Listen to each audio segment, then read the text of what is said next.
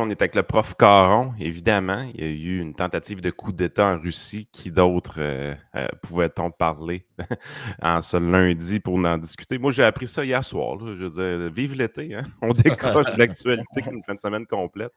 Là, mon Frank, il m'écrit hier, il dit « Ouais, on va voir le prof Caron, il y a eu un coup d'État en Russie. » J'étais là, man, de quoi tu parles? Fait que, on fait le tour du sujet avec vous ce matin.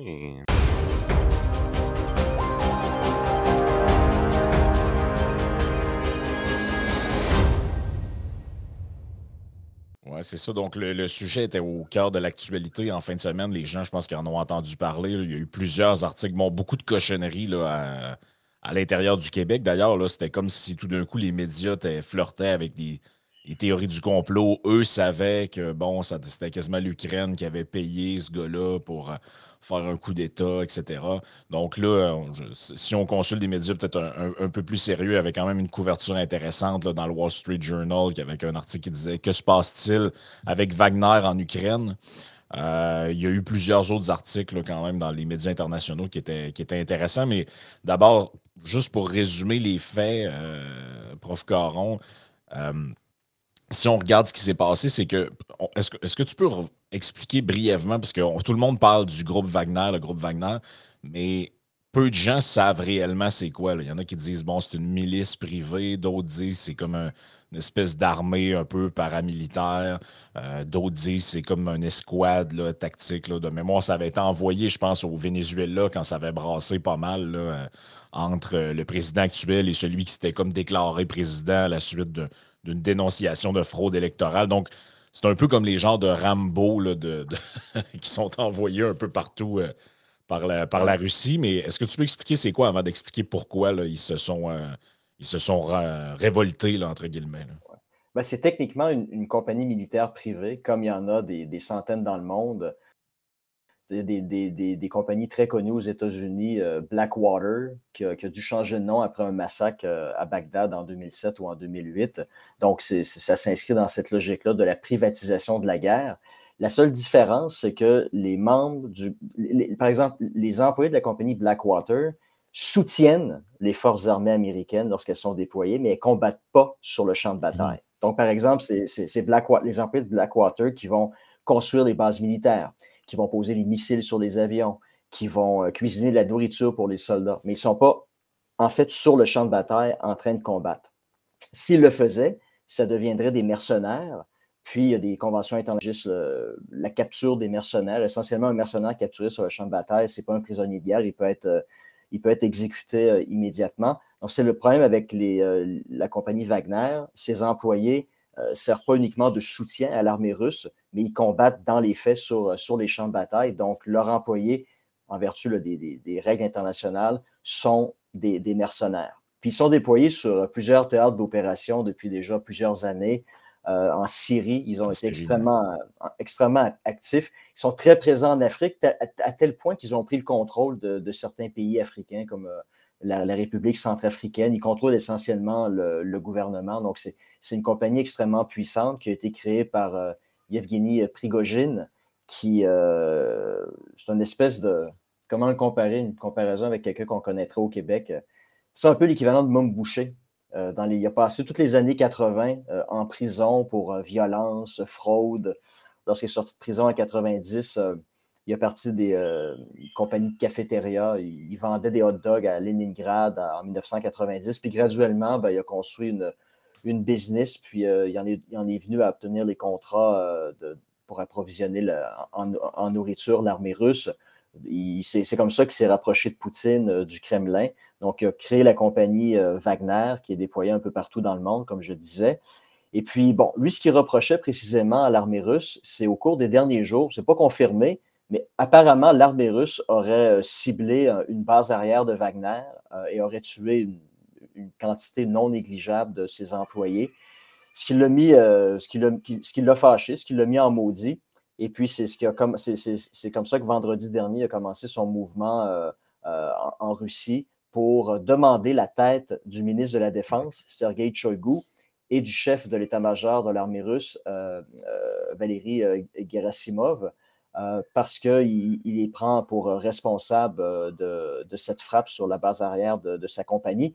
Mais bon, ce qu'il faut savoir aussi, c'est que ces trois-là, ils se détestent depuis des années. Ce n'est pas la première fois qu'ils reprochent à l'armée russe d'avoir frappé ses employés avec des frappes aériennes.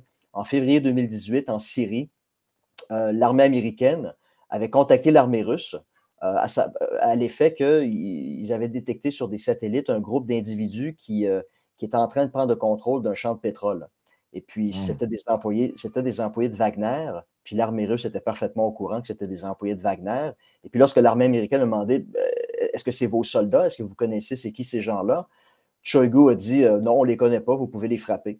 Puis l'armée américaine a lancé des missiles, puis a tué une centaine d'employés de Wagner. Puis ça, c'est en février 2018. Puis c'est vraiment depuis ce moment-là que Prigojine est en guerre ouverte contre Shoigu et Gerasimov. Puis dans les derniers mois, pendant la bataille de Bakhmut, il enregistrait différents messages sur Telegram, d'autres plateformes, dans lesquels là, il reprochait la gestion de la guerre à ces deux individus-là. Donc lui, ce qu'il a fait, il a parti un mouvement pour se débarrasser du ministre de la Défense et du chef de l'état-major. Puis ce mouvement-là, l'espace de 24 heures, ça s'est transformé en mouvement politique à tel point qu'il était sur le bord de capturer Moscou. Puis là, il a réalisé que, là, une minute, là, moi, tout ce que je veux, c'est... En fait, moi, tout ce que je veux, c'est prendre le pouvoir militaire, remplacer ces deux individus-là. Je ne veux pas le pouvoir politique. C'est un appui, c'est un allié de Poutine. Il n'est pas intéressé à ce que le régime s'effondre puis à partir d'une guerre civile. Il veut juste le contrôle militaire de l'appareil étatique en Russie. Puis là, il s'est rendu compte que c'était en train de dégénérer, puis il a demandé à ses troupes là, de faire marche arrière, d'arrêter. Après avoir obtenu des garanties explicites de la part du Kremlin, puis il y a certainement aussi là, des choses dont on ne sait pas. Est-ce que Shoigu, Gerasimov vont être remplacés au cours des prochains jours, des prochaines semaines, des prochains mois? Est-ce que Prigojine va en venir à prendre un rôle plus important, plus officiel dans le gouvernement russe? Ça, c'est des choses là, qu'on ne sait pas. Là. Non, c'est assez... il y a plusieurs vidéos qui ont circulé là, sur Internet parce que le bonhomme en question, il tenait un genre de double discours là, de ce que j'ai pu voir. Là, il y a une vidéo qui date de quelques jours qui ressemble un peu à celle-là, mais je la montre pour les bienfaits des auditeurs. Là. C'était souvent un peu ce setup-là. Là. Il est en avant d'un bâtiment, puis il se filme en train de parler. Là. Et il y en a eu plusieurs de ce type-là, puis il y en a un, il disait, en tout cas, de la manière que ça avait été traduit, c'est toujours moi, je ne parle pas le russe, je ne sais jamais jusqu'à quel point les traductions sont fiables. Mais là, de ce qu'on comprenait, il invitait vraiment les forces armées à. Il était à 200 miles de la capitale, de ce que je comprends. Là. Il les invitait à marcher sur la capitale. Puis là, le lendemain, finalement, comme en l'espace de 24 heures, comme tu dis, il dit ah non, finalement, on veut éviter un bain de sang. Mais d'après moi, il y a 24 heures, il savait que marcher sur la capitale, ça allait créer un bain de sang. Là. Donc, qu'est-ce qui s'est passé entre les deux? Clairement, il y a eu des garanties. Mais comme tu le disais en message privé, moi, ça m'a surpris ce qui est arrivé là parce que, bon, puis c'est pas exclu que ça n'arrive pas, là, mais moi, je me serais attendu d'un gars comme Poutine qu'on nous présente et qui dégage lui-même une espèce d'image de le leader incontesté qui ne tolère aucune contestation, puis qui a une mainmise de fer sur son entourage. Qu'il y ait un gars comme ça qui décide que bon, si ça fait pas, moi, regarde, je vais marcher sur Moscou puis je vais vous dégager. Moi, je me serais attendu à ce qu'on entende parler qu'ils ont fait fusiller plein de monde dans le temps de le dire, ou qu'il y a des gens qui ont été arrêtés et qui ont été mis en prison sur le champ. Puis, finalement, sa réaction, je l'ai trouvé molle, en fait. Là, il a sorti puis il a comme dit ah, c'est un acte de traîtrise, mais il n'y a pas. En fait, je me serais attendu à ce qu'il perde un peu les pédales. Là, ouais. Il a montré 3 signes de faiblesse en fin de semaine. Je pense que Poutine sort affaibli de cette crise-là, puis il y a 3 signes apparents de ça.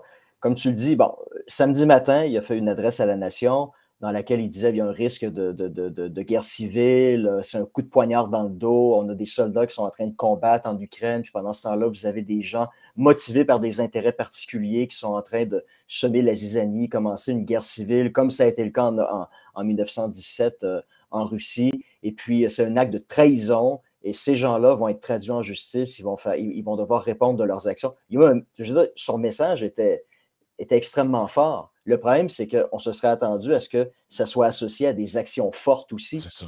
Puis le problème, c'est que dans toute la journée de samedi, sur les réseaux sociaux, on voyait là, les troupes de Wagner qui roulaient sur les autoroutes en direction de Moscou, puis elles faisaient face à aucune forme d'opposition. Il y a quelques hélicoptères qui ont survolé les gens de Wagner, mais ça a été une poignée d'hélicoptères, là. Et puis lorsqu'on voyait aussi les images à Moscou, Moscou était défendu par des polices. Puis n'importe qui a voyagé dans cette partie-ci du monde sait que les policiers russes ou de la région, la dernière chose qu'ils veulent, c'est mourir, là. Donc, des policiers comme ça, pas très motivés à faire leur travail, qui sont souvent sous-payés, confrontés à des mercenaires qui, il y a quelques jours à peine, combattaient dans des tranchées puis tuaient d'autres êtres humains. Ça aurait été une question d'heures avant que les gens de Wagner puissent prendre Moscou. Donc, Poutine n'a pas été capable de backer ses propos avec des actions concrètes, première chose. Deuxième chose, il y a 2 avions de l'administration présidentielle russe qui ont été sur les flight trackers, qui ont quitté Moscou, qui ont quitté un des aéroports de Moscou et qui se sont posés à Tver, qui est dans le nord-ouest de Moscou, qui est entre Moscou et Saint-Pétersbourg, là où Poutine a une résidence privée. Donc, ça porte à croire, ce n'est pas confirmé. Peskov, le porte-parole du Kremlin, a toujours dit que Poutine était resté au Kremlin pendant toute la crise. Mais le fait est que si tu as 2 avions de l'administration présidentielle qui quittent Moscou puis qui s'en vont, qui se posent à un endroit où le chef d'État a une résidence privée, ben, ça laisse sous-entendre qu'il a pris la fuite. Donc, ça, c'est le deuxième signe de faiblesse. Il n'est pas resté sur place pour assurer la défense de la capitale. Puis, dernière chose, il n'a pas été capable de régler le problème lui-même. Il est obligé de faire appel à un tiers parti, Loukachenko, le président de la Biélorussie, qui a dû intervenir pour régler le problème. Donc, essentiellement, il a envoyé l'image d'une personne d'un chef d'État qui faisait des menaces en l'air, qui n'était pas baqué par des actions concrètes. La théorie de la fuite, il se serait peut-être enfui de la capitale. Puis troisièmement, une personne qui n'est pas capable de gérer sa propre maison quand il y a des problèmes, il est obligé de demander l'aide du voisin. Donc ça, c'est 3 gros signes de faiblesse qui, au cours des prochains mois, probablement, vont faire réfléchir les gens de l'élite en Russie qui, après 23 ans de pouvoir poutinien, c'est son premier signe de faiblesse. Peut-être que ces gens-là vont commencer au cours des prochaines semaines, des prochains mois, à se poser la question, est-ce que c'est l'homme de la situation? Est-ce que c'est la personne qu'il nous faut pour assurer la stabilité du régime? Parce que qui dit stabilité du régime dit ces gens-là maintiennent leur position, puis leur richesse, puis tous les avantages qui viennent avec, là. Donc, s'ils se rendent compte que la personne qui est en charge d'assurer la stabilité du régime est une personne qui est dans les faits un peu faible, bon, on ne le sait pas. Peut-être que ça va commencer à mener à du grenouillage contre Poutine, là. Je vois clairement les avantages d'utiliser un groupe Wagner dans le sens que si tu as à commettre des actions dans d'autres pays, ça peut être facilement deniable d'une certaine façon. Tu dis non, c'était pas nous, c'est les mercenaires privés, tout ça, ils ne sont pas sous nos ordres, ainsi de suite. Mais à un moment donné, si une compagnie de ce genre-là grossit, puis on parlait de quoi, de 25 000 hommes environ? Jusqu'à 25 à 50 000. C'est un risque énorme pour un gouvernement parce que justement, tu permets à un groupe civil de s'entraîner, d'avoir des ressources financières et militaires pour éventuellement faire un coup d'État. Je veux dire, on a l'impression que si un jour quelqu'un veut faire tomber le gouvernement en Russie, on a un peu donné le playbook comment faire, là. Il y a des discussions qui sont à avoir avec le groupe Wagner, puis il y a quelque chose à faire avec eux. Oui. C'est qu'on juste en complément de ça, on disait c'est dangereux pour Poutine ce qui se passe, mais à mon avis, c'est dangereux aussi pour le boss de Wagner qui est là, que lui, il est probablement vu par les gens en dessous comme quelqu'un qui vient de choquer, là, parce qu'eux étaient prêts à partir vers la capitale. Ça se peut-tu qu'il y ait quelqu'un là-dedans qui va vouloir être calife aussi à la place du calife et dire, toi, si tu veux pas y aller, nous autres, on va y aller, à la prendre la place, là. Oui, il y a plusieurs choses, comme Yann disait.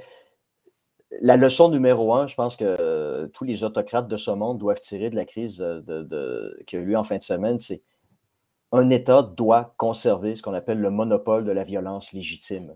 Donc, pas permettre à des gens de commencer à développer des milices, des groupes comme Wagner, parce que ces gens-là s'entraînent, ont des armes, grossissent, puis à un moment donné, ils sont capables potentiellement de faire une révolution, de renverser le gouvernement, là. Donc, ça va envoyer le message à tous les autres autocrates de la planète et ça envoie aussi un message à des opposants potentiels en Russie que, ben, au final, le régime n'est peut-être pas si solide que ça, là. Qu'il faut en réalité une poignée d'individus pour être en mesure de faire fuir le pouvoir, là. Donc, ça va peut-être commencer à donner certaines idées à certaines personnes en Russie. Puis dans le cas de Prigojine, ben, là, c'est pas clair encore ce qui va arriver avec le groupe Wagner. Ce que j'ai entendu, ce que j'ai lu, c'est qu'une partie du groupe va être intégrée dans l'armée russe. Donc ça veut dire que Prigojine perd ses soldats. Ses soldats vont devenir des soldats russes qui vont être intégrés dans la chaîne de commandement de l'armée russe. Donc maintenant, la question, c'est qu'est-ce qui reste à Prigojine comme levier pour pouvoir faire peur à Poutine. Si son groupe est intégré dans l'armée russe, il vient essentiellement de se baisser les culottes, puis il a perdu son levier contre Poutine. Il n'a pas été en mesure non plus de diviser l'élite en fin de semaine. Il n'y a personne qui l'a appuyé officiellement, à part des membres de l'administration locale à Rostov, où il a commencé son coup de force. Mais je veux dire, aucun dirigeant de haut niveau dans l'administration publique russe a pris sa défense. Donc là, maintenant, Prigojine, il se retrouve un peu isolé en Biélorussie. Il a potentiellement perdu ses mercenaires autour de lui. Donc, il se retrouve ici dans une situation vulnérable. Ça devient quand même facile maintenant pour Poutine de le faire éliminer, puis aussi d'envoyer un message aux autres que si vous essayez un coup contre moi, vous allez vous suicider en tombant d'une fenêtre au 4e étage d'un immeuble où vous n'habitez pas. Là, tu sais. Donc, la suite des choses va être extrêmement intéressante, mais ça a aussi montré une chose, c'est que il n'y avait personne pour arrêter le groupe Wagner en fin de semaine. Ça veut dire que à peu près l'entièreté de l'armée russe est complètement déployée en Ukraine, là. Donc, sur le front intérieur, il n'y a à peu près aucune force armée qui est en mesure d'assurer la défense du territoire. Puis on l'avait un peu déjà vu lorsque les forces ukrainiennes avaient pénétré dans le territoire russe. Ils n'ont pas fait face à la moindre opposition, là. Donc, essentiellement, tout ce qui reste sur le front intérieur en Russie, c'est des policiers pas très motivés à mourir pour 300$ par mois. Puis, on avait déjà eu un peu un avant-goût pendant la parade du 9 mai à Moscou, la grosse parade annuelle pour célébrer la victoire de la Deuxième Guerre mondiale. Habituellement, à la fin de la parade, il y a toujours des jets, des avions, des chars d'assaut, dernier cri. Il y avait un char d'assaut de la Deuxième Guerre mondiale seulement cette année. Puis le défilé, ça a été un des plus courts des dernières années. Puis une autre chose aussi qui m'a marqué, on voit souvent les soldats russes, les généraux russes qui ont 4-5 rangées de médailles. Là, ils obtiennent une médaille parce qu'ils ont préparé le petit déjeuner. Là, donc, ils ont des médailles pour à peu près n'importe quoi. Puis moi, ce qui m'avait marqué aussi lors du défilé du 9 mai, les soldats qui paradaient étaient extrêmement jeunes, puis il n'y avait aucune médaille. Donc, ça veut dire que les soldats qui paradaient, c'était essentiellement des cadets, des conscrits qui n'avaient aucune expérience du combat. Donc, c'est à peu près tout ce qu'ils ont trouvé pour être capable de faire défiler sur la place rouge, là. Donc, le front intérieur, l'armée russe est complètement étriquée par le conflit en Ukraine. Et puis, ils n'ont à peu près plus personne pour assurer la défense de leur territoire. Donc ça détruit un petit peu le narratif qu'on entendait. Je me souviens, dans les débuts du conflit en Ukraine, le narratif qu'on entendait, c'était « Ouais, Poutine, il envoie que du vieux stock et de la milice, tu sais, pas trop entraîné. Mais vous allez voir, quand la vraie armée va arriver, le pays va être à genoux dans les 2 prochains jours. » Là, ben, finalement, ce qu'on comprend, c'est que la vraie armée, elle est véritablement au front en Ukraine. Puis ce qui reste derrière, c'est comme tu dis, c'est les cadets de l'air. Oui. C'est un peu ça la réalité, là. Puis les soldats qui se battent en ce moment en Ukraine, ce n'est pas nécessairement non plus des soldats de carrière qui ont beaucoup d'expérience. Je disais, par exemple, vous savez, c'est dans les Rambo, là, tu sais, dans lequel, quand en Afghanistan, le Rambo 3, là. Quand ils sont dans la grotte, puis là, tu as le commandant qui dit Spetsnaz, Spetsnaz. Les Spetsnaz, c'est les types, les commandos, les parachutistes qui ont des chandails rayés bleus et blancs. Tireurs d'élite, puis tout. Oui, ça, c'est l'équivalent des Navy SEALs là, dans l'armée russe. Il y a une unité, c'est le 331e régiment de Spetsnaz qui a toujours été présenté comme étant l'unité d'élite parmi l'unité d'élite des forces armées russes. Et puis, il y a des images satellites de la ville où le régiment est stationné à Kostroma, qui n'est pas très loin de Moscou. Et puis, au cours de la dernière année, on a vu l'agrandissement du cimetière de la ville. Et puis, on s'est rendu compte que cette unité d'élite parmi les unités avait essentiellement été rayée de la carte au cours de la dernière année, là. Donc, les vrais soldats d'élite, les vrais soldats de carrière qui combattent en Ukraine, il y en a beaucoup qui ont déjà été tués, là. Donc, les soldats russes qui combattent en Ukraine maintenant, c'est pour ça aussi que Poutine a fait appel au groupe Wagner, parce que ça lui permettait de trouver des gens qui étaient prêts à se battre. Pendant ce temps-là, ça permettait peut-être à l'armée russe de former leurs nouveaux conscrits à la réalité de la guerre, parce qu'avant d'être déployés, il n'y avait essentiellement aucune formation militaire, là. Donc, Dans le fond, ce que je comprends, c'est que dans les dernières décennies, le géant russe qu'on s'imaginait une puissance militaire a réussi à laisser paraître ça pendant très longtemps, à continuer de laisser croire à plusieurs personnes que c'était un géant militaire qui avait un bon financement, qui avait une armée entraînée, qui était menaçant. On se rend compte que le géant, il est plus au pied d'argile qu'on pensait, là. ben, oui et non. Je veux dire, la technologie de l'armée russe, c'est quand même une technologie de haute qualité, qui n'est peut-être pas comparable à tous les niveaux à la technologie, par exemple, de l'armée américaine, mais qui s'en rapproche quand même sur le plan matériel. Sur papier et dans les faits, c'était quand même une armée avec une force assez significative. Le problème, c'est que le plan de match en Ukraine a probablement été mal ficelé. Ça reposait sur des idées, des théories qui sont pas réalisées. On en avait déjà parlé, je pense. Peut-être la bataille la plus décisive au début de la guerre, c'est la tentative pour prendre un aéroport à proximité de Kiev, l'aéroport d'Ostomel. Donc, ils ont envoyé des commandos, les fameux Spetsnaz, qui devaient prendre possession de cet aéroport-là, qui était protégé par des soldats ukrainiens du dimanche, là, par des soldats de la réserve.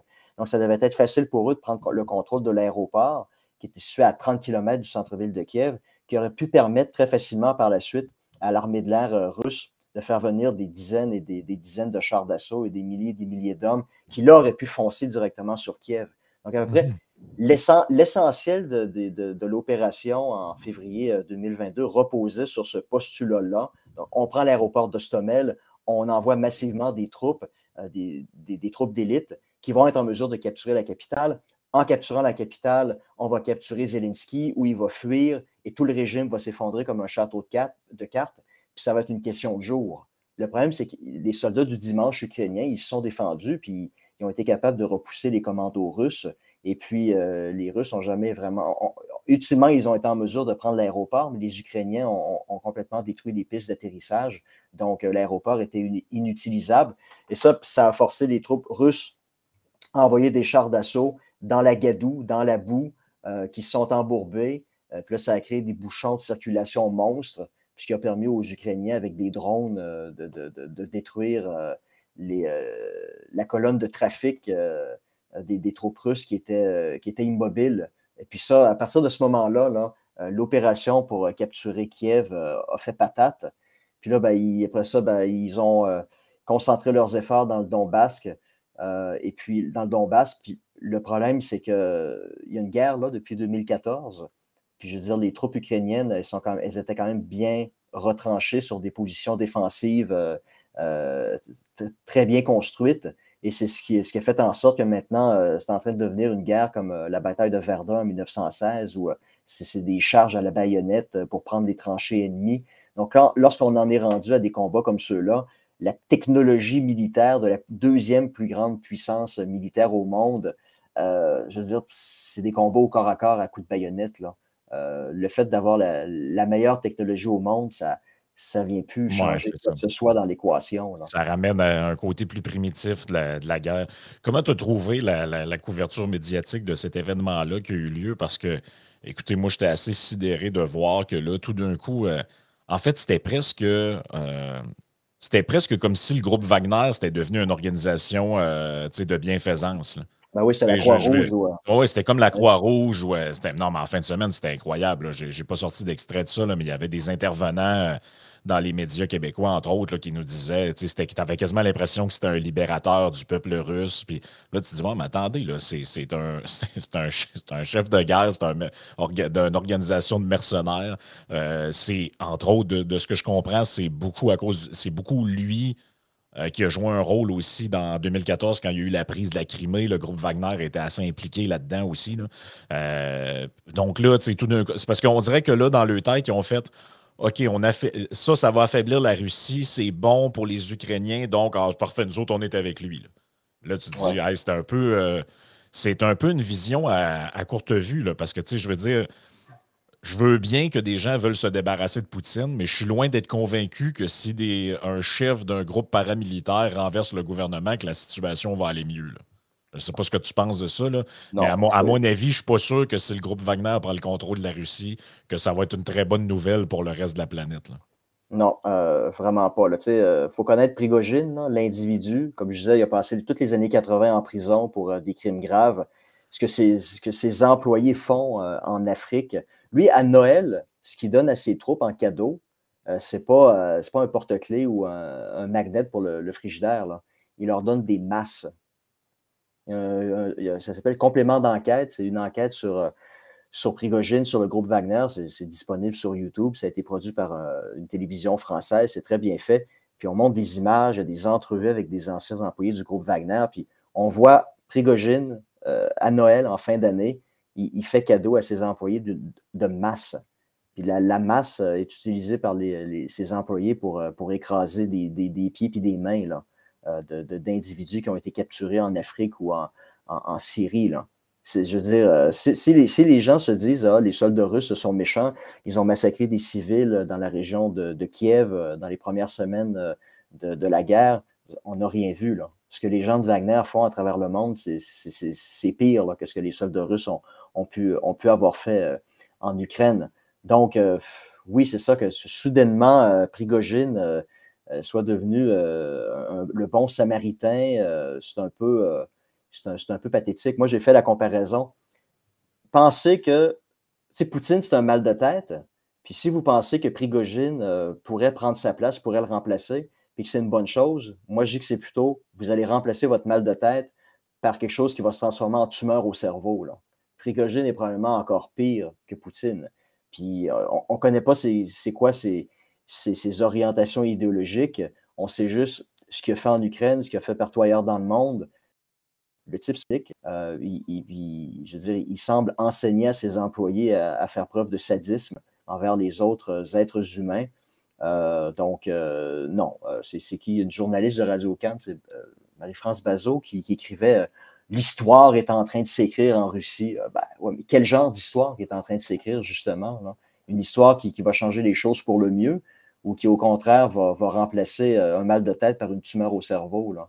Donc, c'est un peu hallucinant. Puis, j'ai aussi vu la fameuse entrevue d'un expert à TVA aussi qui était, ma foi, franchement, un peu hallucinante. Là. Un prof, c'est le directeur du département de Sciences Po de l'UQAM qui écrivait sur Twitter hier. Il dit comment une TVA, là, je comprends que c'est la Saint-Jean, là, mais vous n'avez pas été capable de trouver quelqu'un d'autre pour parler de.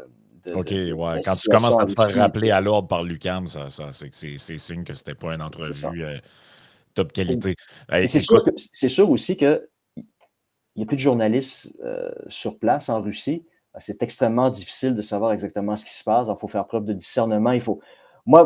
Moi, je regardais un peu sur Twitter les vidéos qui étaient mises en ligne par des gens qui habitaient à Rostov, le mouvement des troupes de Wagner vers Moscou. Puis, j'ai essayé de lire entre les lignes.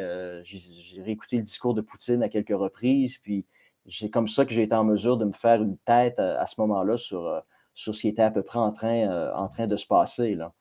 Mais parlons-en, Jean-François, ça c'est ton dada, là. Je veux dire, on est directement dans tes champs d'expertise où est-ce que tu as du fun, autrement dit, quand il se passe un événement de même. Là, tu fais bien de le dire, Yann, parce nous autres, on a comme pris pour acquis que tout le monde des auditeurs le connaissait, mais on n'a pas présenté Jean-François comme d'habitude, qui est justement professeur de sciences politiques à l'Université de Nazarbayev. Bon, c'est toutes ces questions-là, ça fait partie de ton champ d'expertise. Tu as écrit là-dessus. C'est tes sujets d'intérêt aussi. Là, donc, il faut le mentionner. Fait que, disons que pour toi, c'est comment je pourrais dire ça? C'est de la nourriture intellectuelle, là, tout ce qui se passe en ce moment. Là. Même si c'est un peu dramatique, là, personne ne se réjouit de ça. Là. On ne veut pas voir de guerre civile nulle part, ni de coup d'État, ni de. C'est un peu comme quand il est arrivé ce qui est arrivé en Syrie. Là. Tout d'un coup, les médias occidentaux tripaient sur les rebelles qui s'opposaient à Bachar al-Assad. Moi, je regardais c'était qui un peu les rebelles. Je me disais, ben là, je sais pas, Assad, il a de l'air spécial, mais je suis pas sûr que le gars avec le drapeau de l'État islamique et une carabine, je suis pas sûr que j'ai envie de lui donner les clés du gouvernement. Là, je sais pas. Là. Sinon, c'est spécial la vision un peu binaire que les gens ont de ça. C'est lui, c'est un gentil, l'autre doit donc être un méchant. Lui, s'il est méchant, l'autre doit être gentil. Bon, ça se peut que ce soit tout des crottés aussi, hein, je sais pas. Là, mais, et parmi les crottés, ça se peut qu'il y en ait qui soient plus crottés que les autres aussi. Là, mais tu sais, moi, ça fait 8 ans que j'habite au Kazakhstan. J'ai connu un coup d'État ici là, en janvier 2022. Là. Pendant un mois, on n'a plus d'Internet. Il y a eu des gros troubles dans le pays. Des gens ont été tués. Le président a ordonné un ordre aux forces policières de tirer sur les manifestants sans coup de semonce. Là.